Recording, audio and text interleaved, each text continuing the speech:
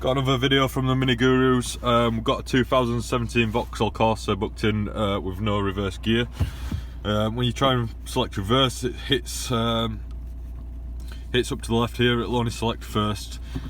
First of all, check the gear the gear linkages, which are all good. I kind of suspected it could have internal gearbox issues, but before I did that, I thought what I'll do is just check the underside of the gear selector. So if you put your hands under this plastic panel here and pop it up, which I've already done, you've got a plastic slide here which should slide over this piece here. Now when it's dropped down, which it is, it butts up to that, and that's why it won't select reverse.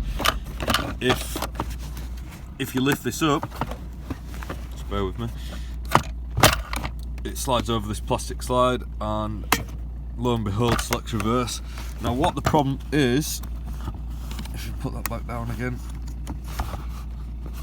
you can see here there's a metal plate that's directly connected to this, the reverse gear selector.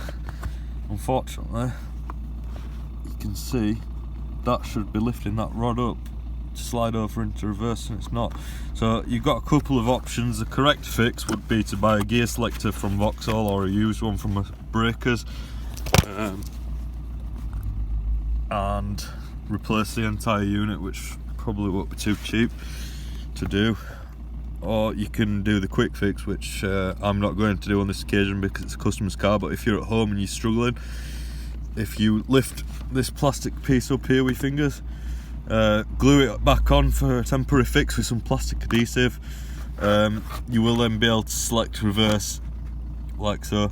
If you don't glue it, it's just going to keep dropping back down. But the correct fix will be to replace the complete unit, which I'm going to do. But that will most likely be a problem, and that's how to fix it. Thanks for watching.